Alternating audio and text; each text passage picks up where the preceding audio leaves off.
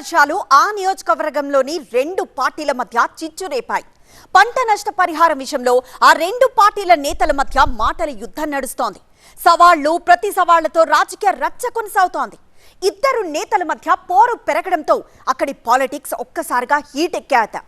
ఇంతకీ ఏతా నియోజకవర్గం ఎవరా నేతలు?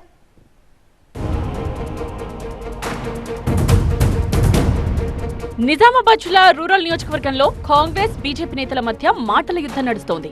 అకాల వర్షాలు ఈ రెండు పార్టీల నాయకుల మధ్య చిచ్చు రేపుతున్నాయట. పంట నష్టపరిహారం విషయంలో నేతల సవాళ్లు ప్రతి సవాళ్లతో నియోజకవర్గం రాజకీయం అట్టుడుకుతోందట. ఒకరేమో ప్రస్తుత కాంగ్రెస్ పార్టీ ఎమ్మెల్యే భూపతిరెడ్డి, మరొకరు గత అసెంబ్లీ ఎన్నికల్లో ఆయనపై బీజేపీ నుండి పోటీ చేసి ఓడిపోయి ప్రస్తుతం బీజేపీ జిల్లా పార్టీ అధ్యక్షుడిగా కొనసాగుతోన్న దినేష్ కులాచారి. వీళ్ళిద్దరి మధ్య మాటామాట పెరిగి సవాళ్లు ప్రతి సవాళ్లతో రాజకీయం ఒక్కసారిగా వేడెక్కిపోయిందట.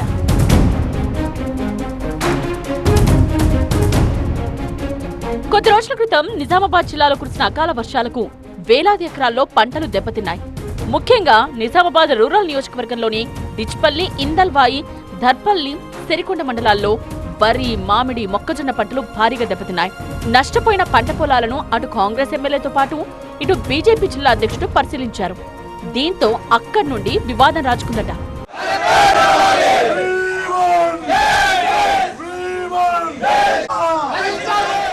అకాల వర్షాలతో రూరల్ నియోజకవర్గంలో రైతులు తీవ్రంగా నష్టపోతున్నా ప్రభుత్వం పట్టించుకోవడం లేదని బీజేపీ నేత దినేష్ ఆగ్రహం వ్యక్తం చేశారు. రైతులకు నష్టపరిహారం వెంటనే విడుదల చేయాలని డిమాండ్ చేశారు. ప్రభుత్వంపై ఆయన తీవ్ర స్థాయిలో విరుచుకుపడ్డారు. ఆయనకు కాంగ్రెస్ ఎమ్మెల్యే భూపతిరెడ్డి కౌంటర్ ఇచ్చారు.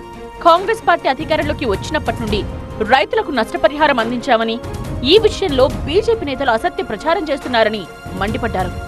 నష్టపరిహారం విషయంలో చర్చకు సిద్ధమంటూ దినేష్ కు ఆయన సవాల్ విసిరారు. ఈ సవాల్కు సై అన్నారు బీజేపీ నేత దినేష్. వాడి గ్రామంలోని పెద్దమ్మ తల్లి ఆలయంలో చర్చ పెడదామని ప్రకటించారు దినేష్. చెప్పినట్టే ఆయన ఆలయానికి కూడా వెళ్లారు. పోలీసులు ఆయన అదుపులోకి తీసుకుని అక్కడి నుండి తరలించారు. దీంతో పొలిటికల్ గా టెన్షన్ రాజుకుంది.